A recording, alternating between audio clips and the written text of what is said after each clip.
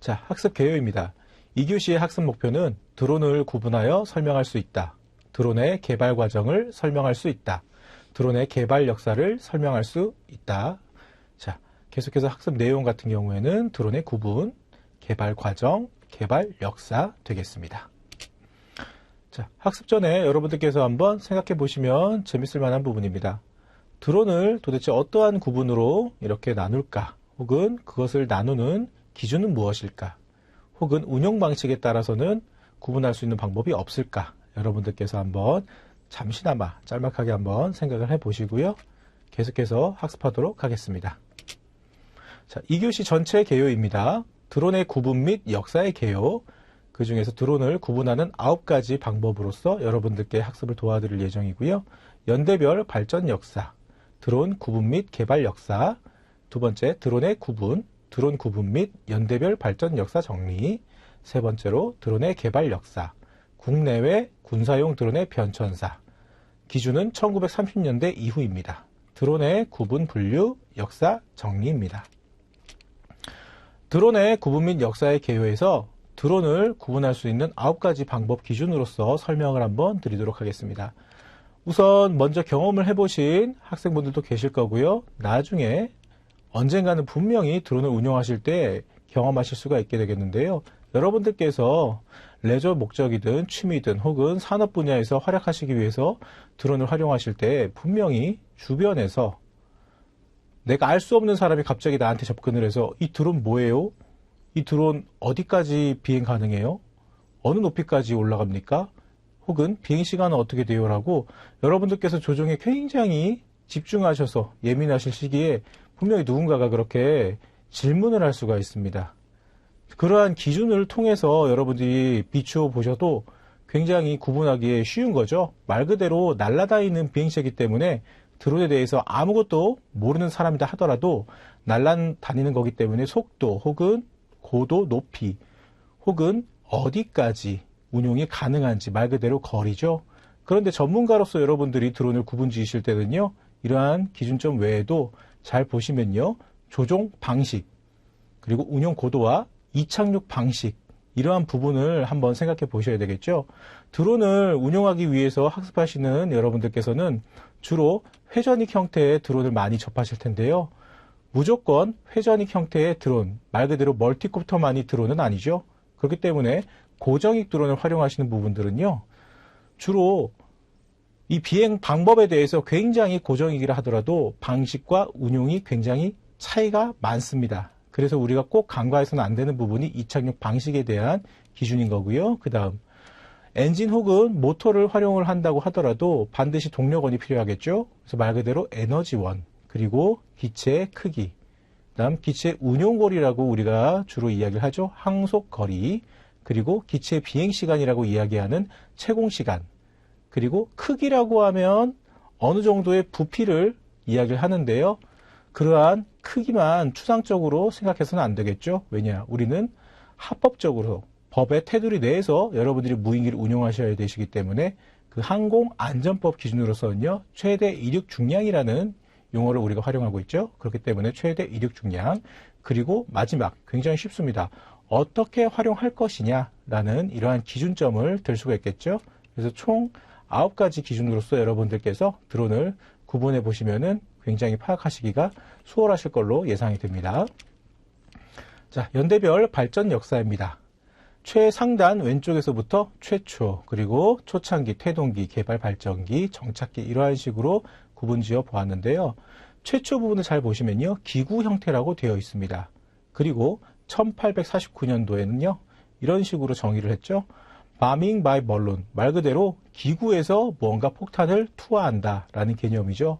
그래서 과거에는 열기구에 폭탄을 장착을 해서 투하하는 방식으로서 어떻게 보면 무인기로서의 최초의 활용 방법이 아닌가, 역사적으로는 이러한 부분이 서술되어 있습니다.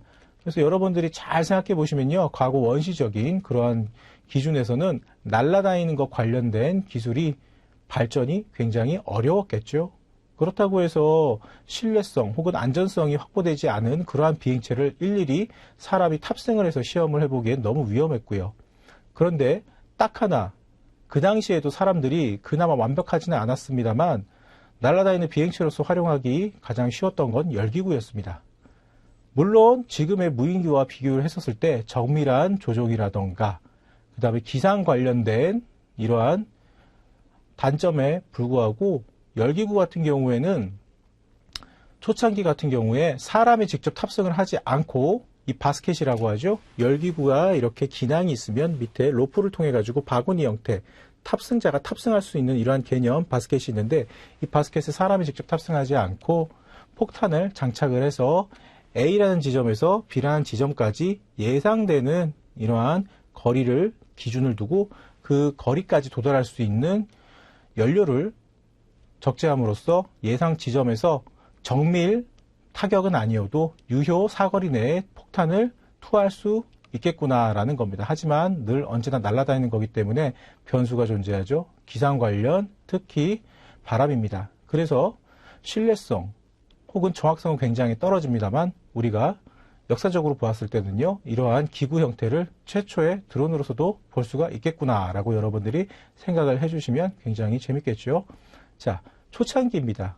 여러분들께서 1교시에서 학습하셨던 것 같은 기존의 유인기를 무인기로서 개조한 형태죠. 그래서 퀸비도 있습니다만 퀸비는 1930년 그리고 그 이전인 1917년 스페리의 에어리얼 토페도죠. 네, 이러한 부분을 꼭 한번 기억해 보시고요. 태동기로 들어가게 되면요, 말 그대로 이젠 전장에서 주요 전투 무기로서 인식 자체가 바뀌었다라는 겁니다. 그래서 굉장히 활약을 많이 하게 되는 그러한 계기가 되었기 때문에 대표적인 주제로서 우리가 퀸비를 들 수가 있겠죠. 그래서 태동기로서 기준을 나눌 때는요, 꼭 퀸비가 들어가게 됩니다. 자, 개발기입니다. 말 그대로 기술 관련 과학기술이 많이 발전을 했기 때문에 이러한 기술들을 무인기 관련해서 어떻게 한번 녹여내 볼까라는 그러한 발상에서 시작된 거죠. 그래서 말 그대로 개발기고요. 정찰 무인기들이 이때 굉장히 많이 개발이 되었습니다. 그래서 1950년도에서 60년도에는요, 파이어비라고 하는 이러한 무인 비행체가 각광받게 되었고요. 그 또 다른 예로서는 D-21이라는 기체가 있습니다. 그리고 개발기이지만 발전기로서 똑같이 파이어비라는 모델입니다만 아무래도 70년대하고 80년대에는요, 우리가 RF라고 부르는 라디오 프리퀀시죠. 라디오 주파수로 활용할 수 있는 기술이 개발이 되었기 때문에 이러한 부분도 접합을 해서 굉장히 협소한 부분입니다만 일정 부분 조작이 가능하였다라는 점이에요. 그래서 똑같은 파이어비의 통신 관련한 기술이 새롭게 접목됐던 파이어비 1241이라는 기체, 그 다음 스카우트, 파이오니어를 예를 들 수가 있겠네요. 자, 정착기입니다. 어찌 보면 여러분들께서 드론이라고 들으셨을 때 가장 민수용 시장에서 만나기 쉬운 레저용 혹은 촬영용 기체들도 여기에 포함되겠죠. 그래서 민수용 효시라고 제가 적어드렸고요. 90년도에서 이제 밀레니엄이라고 이야기를 하는 2000년도에는 파이어버드라고 하는 이러한 기체가 산불 감시용으로서 활용이 될 정도로 신뢰성이 굉장히 올라갔다라는 겁니다. 자, 그 다음 패스파인더 혹은 프레데터, 글로벌 호크 같은 경우에는요, 여러분들께서 언론을 통해서 접해 보셨을 겁니다. 자, 계속해서 드론의 구분 관련해서 이제 역사의 개요도 포함해서 설명드리도록 하겠습니다. 우선 드론의 구분입니다. 크기 혹은 이착륙 방식 등 유형에 의한 구분, 말 그대로 우리 눈에 보이는 부분이죠. 유형.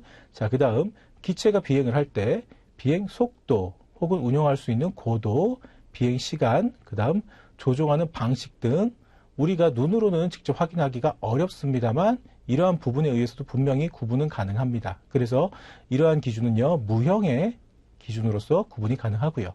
그 다음 소형화, 간소화에 따른 활용성에 의한 구분도 여러분들이 예를 들 수가 있겠네요. 드론의 개발 역사입니다. 초기의 낡은 유인기를요, 무인기로서 개조하는 그러한 형태였죠.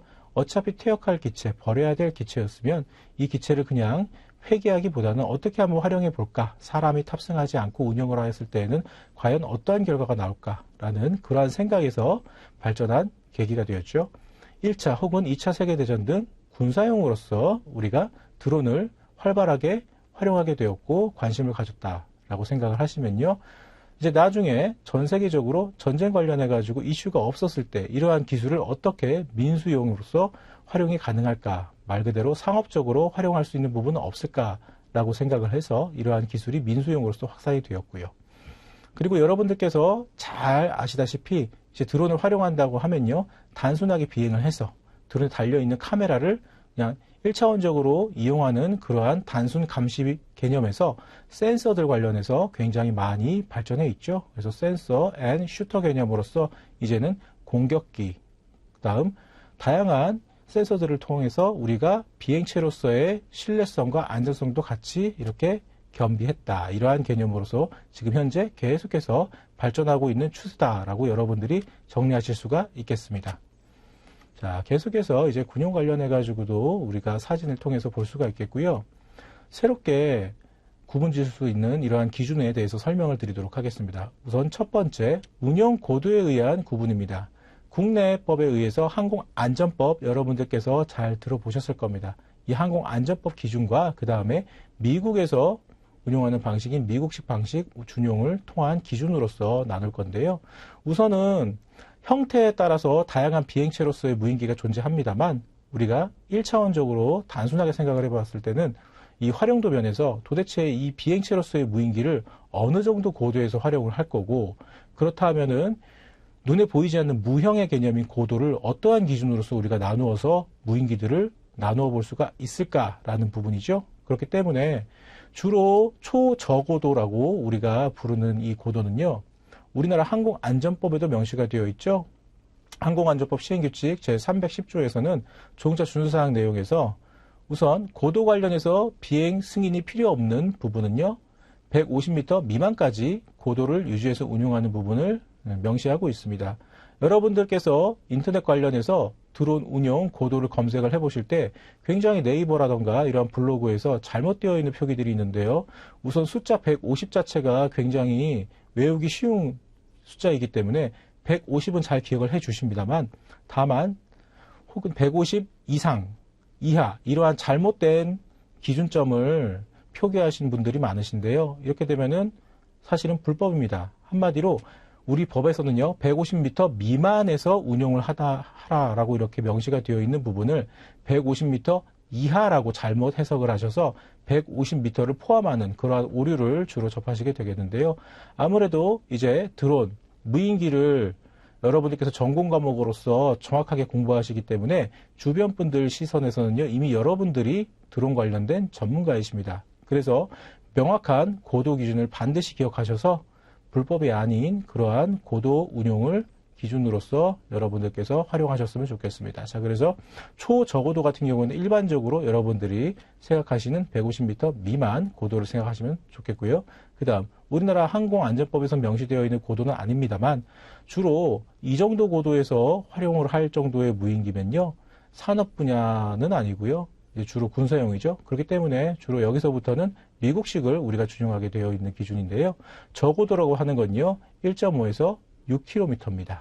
그리고 중고도는요, 10에서 15km. 고고도라고 하는 17km. 그 다음에 이러한 대기권을 벗어날 수도 있는 성층권 관련해서 운용할 수 있는 드론은요, 고도 50km까지도 분류가 되어 있습니다. 그래서 일반적으로 여러분들이 마주치시게 될 그러한 기체들은요, 최대 150m 기준으로서 미만이다. 여러분들이 꼭 기억을 해주셨으면 좋겠고, 그러한 고도 분류 기준에서는요, 초저고도로 분류가 된다라는 점입니다. 자, 그 다음 두 번째, 이착륙 방식에 의한 구분입니다. 앞서서도 설명을 드렸습니다만, 우리가 날아다니는 비행체로서의 무인기는요, 회전익만 존재하지 않죠. 고정익 또한 존재하기 때문에 반드시 수직 이착륙이냐 아니냐라는 부분을 여러분들이 꼭 기억을 하셔야 되고요. 그 다음 활주 이착륙인지 혹은 발사대 같은 보조 장치를 사용하는 이착륙 방식인지 여러분들이 잘 생각하시면 좋겠고요. 이러한 발사대를 활용하는 보조 장치 이착륙 방식은요, 주로 군에서 대대급 UAV를 활용을 하는 편제에서 주로 보실 수가 있습니다. 자, 계속해서 세 번째, 조종 방식에 의한 구분 방법입니다. 흔히 여러분들께서 드론을 조종하신다고 하시면요, 가시거리권 내에서 육안으로 우리 기체를 보면서 조종기라고 불리우는 송신기를 통해서 직접적인 조종을 하는 방식, 이러한 부분을 직접 전파라고 하고요. 그 다음 통신망, LTE 혹은 5G 이렇게 중계기등을 이용하는 경우들이 있죠. 이제 민수용에서는 주로 LTE 동글 같은 장치를 이용하기도 합니다. 그 다음 우리가 흔히 GPS라고 부르는 GNSS를 활용한 인공위성 관련된 조종 방식, 그 다음 앞선 1교시에서 제가 설명을 잠깐 드렸습니다만 수중드론 같은 경우에는요, 주파수를 활용할 수가 없기 때문에 선이 달려있는 유선 방식이었죠. 이러한 조종 방식도 있습니다. 그리고 멀티콥터 같은 경우에는요, CCTV를 대신할 수 있는 그러한 유선 조종이 가능한 멀티콥터가 있습니다. 그런데 유선 조종이라고 하면요, 아무래도 날아다니는 비행체로서 주로 우리가 활용을 할 때 잘 생각해 보시면 유선이기 때문에 굉장히 제한되는 부분들이 있습니다. 말 그대로 유선이기 때문에 기존에 배터리를 대체할 수 있는, 한마디로 동력원을 계속해서 우리가 활용하기 때문에 비행시간 확보가 굉장히 용이하다라는 장점은 있겠습니다만, 선이 달려있기 때문에 고도를 정밀하게 천천히 수정하는 방식으로 우리가 운용을 할 수밖에 없게 되겠고요. 그리고 거리 관련해서 혹은 이동 관련해서는 우리가 원활하게 조종이 어렵다라는 그러한 부분이 있겠죠. 그래서 주로 육군에서 도입을 지금 준비하고 있는 유선 조종 관련 멀티콥터가 있습니다. 네 번째, 에너지원에 의한 구분 방식입니다. 화석연료라고 여러분들 보실 수가 있는데요. 주로 1차원적으로 화석연료라고 하면요, 석탄만 생각을 하시면 안 됩니다. 우리가 니트로 퓨엘이라고 부르는 액체형 연료죠. 가솔린 혹은 항공유 등을 예를 들 수가 있겠습니다. 최초의 멀티콥터 관련된 기술을 입증하기 위한 시험에서는요, 멀티콥터 모터가 아니고 엔진이 장착된 그러한 기체도 있었습니다. 그럴 때 화석연료 같은 경우 항공유를 일정 부분 배합해서 사용했던 경우도 있고요. 지금 여러분들께서 가장 활발하게 사용하시는 동력원으로서 배터리라고 부르는 축전지가 있습니다. 그리고 어떻게 하면은 배터리의 단점인 짧은 비행시간을 어떻게 개선할 수 있을까라는 방법에서 개발되었죠. 수소 연료를 사용하는 그러한 드론도 있죠. 그리고 우리가 일상생활에서 차량 관련해서도 많이 접하게 되는데요. 하이브리드 타입이라고 하는 수소연료 관련 일정 부분 배터리를 사용하는 이러한 에너지원 방식이 있습니다. 드론 같은 경우에는요, 이륙을 할 때 혹은 양력을 발생할 때 우리가 배터리를 사용을 하고 고도 관련해가지고 어느 정도 안전성이 확보가 되었을 때는요, 양력 혹은 추력을 발생시킬 때 따로 수소연료를 사용하는 등 이렇게 하이브리드 타입을 활용이 가능하겠죠. 그리고 태양광 관련해서도 여러분들께서 접하실 수가 있으실 텐데요. 주로 이제 태양광 관련한 드론은요, 아무래도 기술에 조금 제한적인 사항 때문에 일반적인 고도에서 운영은 어렵고요. 성층권 관련해서 높은 고도에서 이제 고정익 형태의 드론을 운용을 할 때 날개 윙 면적에 태양 솔라 패널을 장착을 해서 활용하는 경우가 있습니다. 이러한 경우에는 태양광으로서 활공비행 관련해서 계속해서 충전을 하면서 비행하는 방식이기 때문에 비행시간이 반나절도 넘게 이렇게 운용이 가능하게 되겠죠. 그리고 크기에 의한 구분이 있습니다. 주로 크기에 의한 구분은요, 우리가 민수용, 취미용에서 활용하는 그러한 드론을 구분짓는 기준은 아니고요. 군 작전 목적에 부합된 요구 성능 기준을 주로 이제 요구를 할 때, 이때 크기에 관련된 구분을 짓기도 합니다. 그래서 초소형이라고 하면요, 0.3mm 이렇게 되어 있죠. 그래서 화면에 하단에 보시면요, 가장 유명한 기체입니다. 주로 아시는 분들이 계실 텐데요. 블랙호넷이라고 하는 기체죠. 그래서 블랙호넷 1, 2, 3 그리고 지금은 현재 4까지 나왔는데요. 굉장히 작은 형태의 회전익 헬리콥터 형태의 무인기입니다. 그래서 소형 정찰 감시용으로 사용이 되고 있고요. 블랙호넷 4 같은 경우에는요, 자폭용으로서도 개발이 되었죠. 자, 그리고 일반적으로 소형이라고 군에서 부르는 기체들은요, 10m. 그 다음 중형은요, 10에서 20m, 대형은 20m 이상을 분류하는 기준이 되기도 합니다. 자, 여섯 번째입니다. 항속거리에 의한 구분이고요. 이건 역시 군 관련해서 군 책임 지역과 운용 기준이라고 제가 이렇게 써드렸는데요. 쉽게 말씀드리면 작전 가능한 반경입니다. 그래서 우리가 근거리 같은 경우에는요, 20km. 단거리 같은 경우에는요, 60에서 100km, 중거리는 100에서 200km, 장거리의 경우는 200에서 500km, 혹은 그 이상이죠. 그래서 비행 시간이 늘어나면 늘어날수록 운용할 수 있는 이 거리도 굉장히 늘어나기 때문에 이러한 항속거리에 의한 구분은요, 주로 군에서 구분 짓는 기준이구나라고 여러분들께서 이해하시면 좋겠습니다. 그리고 채공 시간만을 이야기하는 구분법입니다. 말 그대로 비행 시간인데요. 단기 채공은요, 1시간, 중기 채공은요, 1시간에서 12시간, 그리고 장기 채공은요 12시간 이상입니다. 그래서 민간에서는 주로 최대 비행 시간을 겨루는 그러한 대회도 있었죠. 그때 당시에는 1시간을 조금 넘긴 멀티콥터 같은 경우, 물론 비행이라고 했었을 때 다양하게 뭐 아크로베틱한 그러한 비행만을 말하는 것이 아니고 제자리에서 정지 호버링을 기준으로만 이렇게 정했습니다만, 그래도 민수용도 어느 정도 단기 채공도 가능한 영역까지 들어왔고요. 앞선 동력 관련해 가지고 말씀을 드렸을 때는요, 수소 연료를 사용하는 드론 같은 경우에는요, 기본 2시간은 쉽게 지금 비행 시간이 나오고 있구나 라고 여러분들께서 인식하실 수가 있겠습니다. 자, 8번째입니다. 최대 이륙 중량에 의한 분류입니다. 그래서 대형 같은 경우에는요 600km 초과, 중형은요 150에서 600km, 그 다음 소형은요 150kg 이하. 자, 소형에서 끝나는 게 아니죠. 초소형으로 이렇게 굉장히 작은 거를 최대 이륙 중량 기준으로서 분류를 할 때는요 250g 이하입니다. 주로 촬영용으로 취미용으로 지금 개발되어 있는 DJI사의 매빅 미니 같은 경우에는요 충분히 기술력이 245g까지도 만들 수 있는 경량화 기술이 있는데도 불구하고 상징성 때문에요 249g으로 만든 기체죠. 그러한 기체들을 초소형으로서 우리가 분류할 수 있겠고요. 그 다음 초소형은요 250g 기준에서 이제 2kg 이하, 소형은요 2에서 7kg, 초경량은요 7에서 25kg. 이 부분이 여러분들께서 혹시 드론 관련해서 초경량 비행장치 기본 조종자 국가자격증 취득하신 분들은 이해하시기 좀 편하실 것 같은데요. 일종으로 분류되어 있는 그런 무게 기준하고 흡사하구나 여러분들이 인식하실 수가 있겠고요. 경량 같은 경우에는요 25에서 150kg 이하로 분류를 하시면 되겠습니다. 그 다음 드론 관련해서 활용성에 의해서 분류를 한 방법입니다. 그래서 토마스 다빈치라고 하는 사람이죠. 아주 전 세계적으로 유명한 미래학자인데요. 이러한 다빈치 연구소장은 활용성에 의한 분류를 할 때 총 24가지 카테고리를 우리가 분류를 해서 이렇게 활용 분야 기준을 정할 수가 있겠다라고 발표한 경우가 있습니다. 자, 활용성에 의한 분류를 제가 세부 카테고리 어느 정도 좀 소개를 해드릴까 하는데요. 조기 경보 시스템이라고 하면 혹시 여러분들 이해가 좀 빠르실까요? 군사 관련된 좀 지식이라던가 좀 어느 정도 경험이 있으신 분들은요 쉽게 이해하시기 쉬울 텐데요. 말 그대로 일정 지역에서 일정 고도에서 계속해서 운용을 하고 있는 무인기가 적의 군사적인 그러한 무기들이 확인이 되었을 때 조기 경보 시스템으로서 이렇게 알림으로써 알려주는 그러한 장치들을 이야기를 하는 건데요. 우리가 높은 고도, 고고도에서 운용을 하는 항공기를 대체할 수 있는 이런 무인기들이 조기 경보 시스템으로서도 활용되기도 합니다.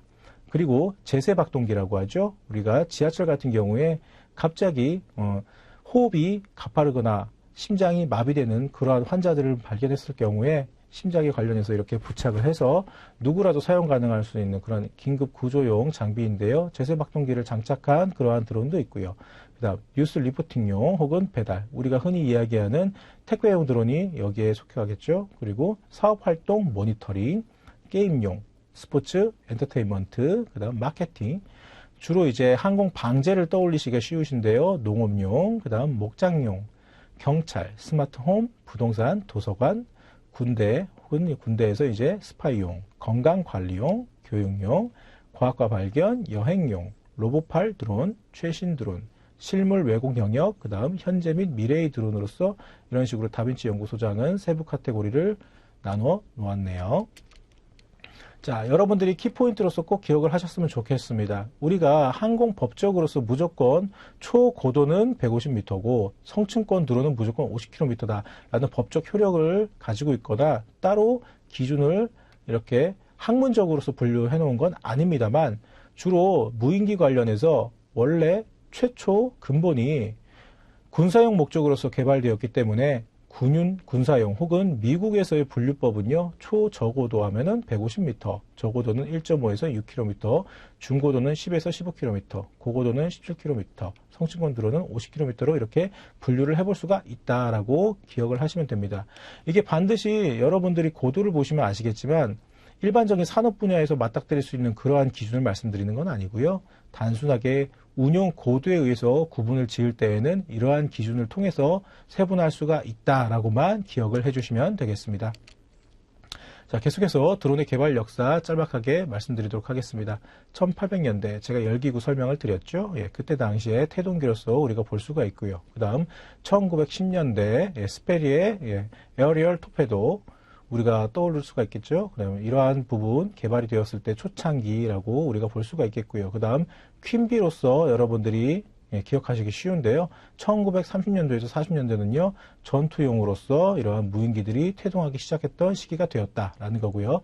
계속해서 기술 개발 관련해서 무인기에도 다양한 과학산업 기술 개발에 의해 가지고 발전을 해왔다는 이러한 부분 1950년도에서 60년도로 우리가 개발기로 볼 수가 있습니다. 이때는요. 우리 무인기가 기존의 유인기를 무인기로서 개조를 하면서 정찰기로서 많이 활약을 하였다라는 거고요. 1970년도에서 80년대는요. 이러한 무인기들이 발전을 했고요. 굉장히 많이 퍼졌습니다. 그렇기 때문에 확산기로서 우리가 기준을 나눌 수가 있겠고요. 이때 확산기에서 주로 많이 활용되었던 그러한 영역은요. 감시용으로서도 활용이 충분하다라는 그러한 효과를 보았다라는 부분이죠. 자, 그 다음 1990년도에서 2000년대는요. 정착기로 볼 수 있겠네요. 그래서 우리가 일상생활에서 맞닥뜨리기 쉬운 그러한 취미용 레저용 드론들, 일반적인 사업용 드론들은요. 이 당시에 민수용으로서 많이 우리가 접하게 되었고요. 가장 대표적인 예시가 최초의 DJI 회사에서 만든 팬텀 등을 예로 들 수가 있겠네요. 그리고 2010년도 이후부터 지금까지 계속이죠. 자, 계속해서 드론이라고 하면요. 민수용이 굉장히 많이 확산이 되었고요. 거기에 따라서 군사용도 첨단화를 시작을 하였고 그 다음에 최소 아까 말씀드렸던 블랙호넷 같은 경우에 굉장히 소형이죠. 예, 그러한 소형화까지도 우리가 이루어 냈다라는 부분을 개발 역사적인 기준으로서 분류할 수 있겠네요. 그래서 도표 도식을 통해 가지고 짤막합니다만 여러분들께 사진을 포함해서 우리 드론의 변천사를 잠깐 소개를 해보면요. 주로 우리 무인기 드론이 최초의 군사용으로 개발이 되었기에 여러분들께서는 주로 군사용 무인기들을 사진으로서 접하실 수가 있는데요. 앞서 설명드렸던 1930년대부터 지금 현재 페이지에 보시는 80년대까지는 한번 보시면요. 비행 형태는 어떻게 되었죠? 잘 보시면요. 고정익이 당연히 주를 이루고 있고요. 비행체로서의 형태는요. 크게 변화된 점은 없습니다. 왜냐? 기존의 유인기로서의 이런 항공기, 비행기들을 무인기로 개조를 하였던 거고요. 그 다음 고정익이 지금 현대 사회에서도 계속해서 주구장창 민수용으로도 수송용으로도 쓰였던 이유가 뭐죠? 이 비행 관련해서 안전성이 이미 확보가 된 구조기 때문에 우리가 계속해서 고정익 형태를 쓰는 거죠. 그래서 80년대까지는요. 크게 형태 관련해서는 큰 변화는 눈에 띄지 않습니다만 재밌는 건요. 1950년도에서 1960년도에는 이미 D-21이라고 하는 기체가 마하 4의 극초음속으로 운용이 가능한 무인기로서 개발도 되었었다라는 거죠. 이러한 부분은 우리가 기억을 해보면 굉장히 재밌을 겁니다.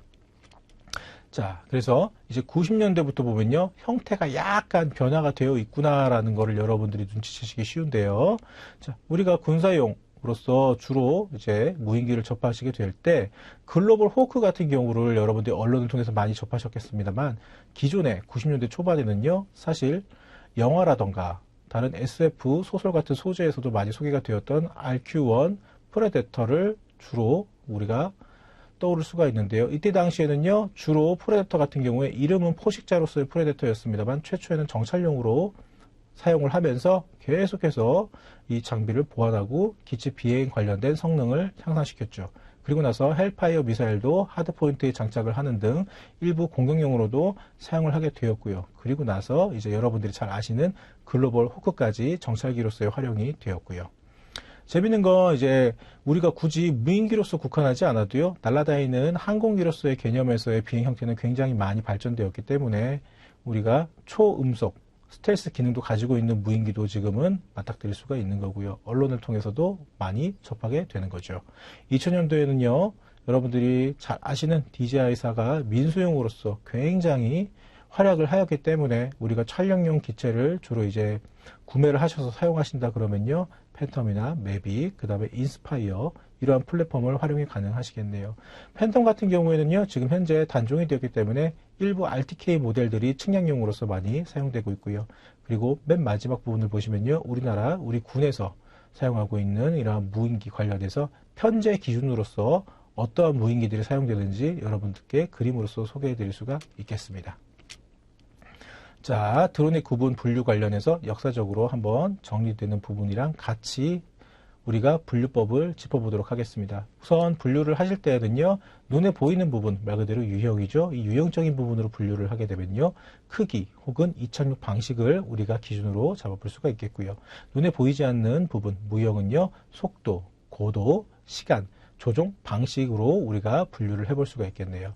그리고 제일 중요한 거가 어떻게 보면 원초적인 거죠. 이 무인기, 드론을 어떠한 부분에서 활용하겠느냐라는 활용성 부분입니다. 그래서 활용성 부분에서는요, 주로 기체가 너무 커서는 안 되겠죠. 활용이 제한되기 때문에. 그래서 소형화가 경량화와 같이 이루어졌다는 것과 간소화. 말 그대로 구조가 복잡해버리면요, 이 생산 라인에서 무인기를 만드는 제작 과정이 굉장히 길어집니다. 그렇기 때문에 간소화, 그 다음에 하나의 비행체로서의 플랫폼에 임무 장비를 다양하게 변화를 주어서 장착하는 이러한 다변화까지도 우리가 분류로 볼 수가 있겠네요. 역사적으로는 앞선 페이지에서 설명드렸다시피 태동기와 초창기는요, 기구 형태, 그 다음 자이로스코프를 활용한 스페리의 플라잉 토페이도, 에어리얼 토페이도를 여러분들이 보실 수가 있고요. 태동기는요, 전투용으로서의 낡은 유인기, 퇴역기를요, 개조를 해서 이렇게 전투용으로도 써봤던 그러한 역사적인 사실이 있고요. 개발기, 확산기, 정착기 이렇게 나눌 수가 있습니다. 현재 우리는 정착기로서 역사적으로는 분류를 할 수가 있겠네요.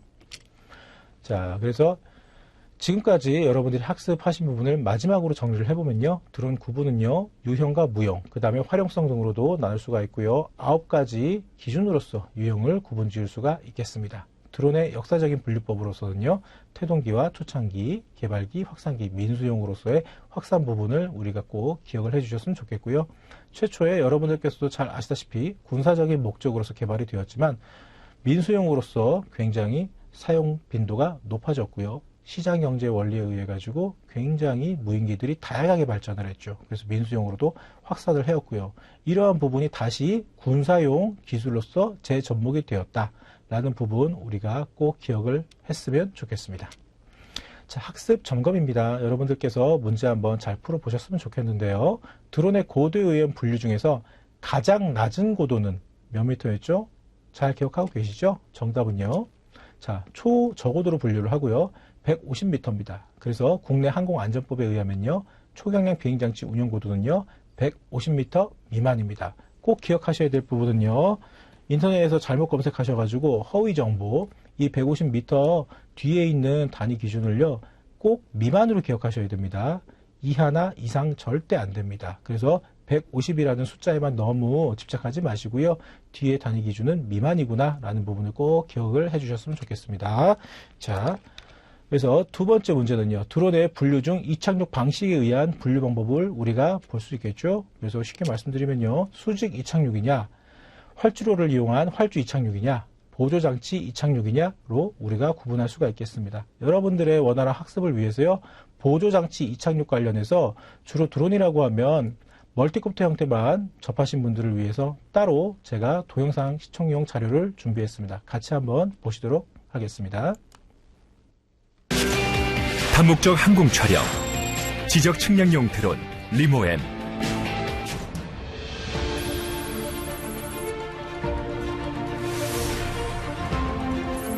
For longer, farther, more precisely, experience a drone in a way you have never imagined.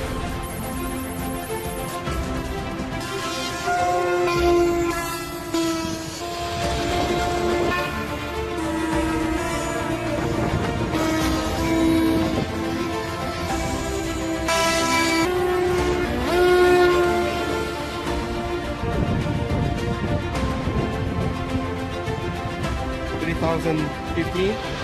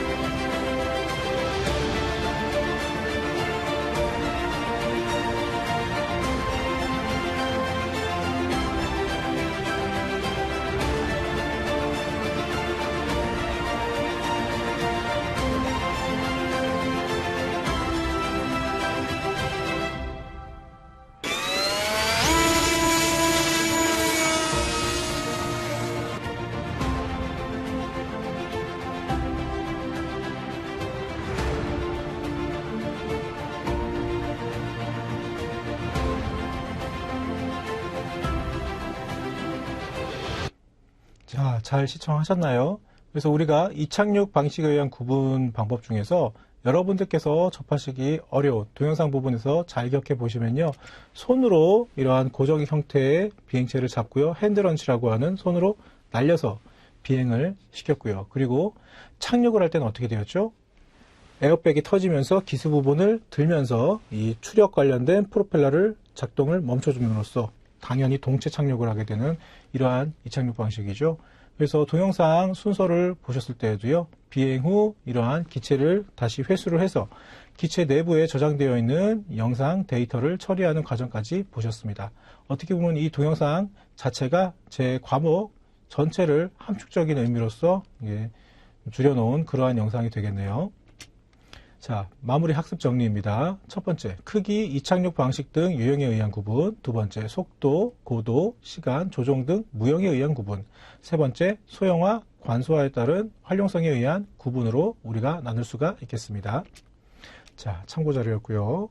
여러분들 이제 3교시 드론의 운용 목적 과정에서 여러분들과 다시 한번 학습 가져보도록 하겠습니다.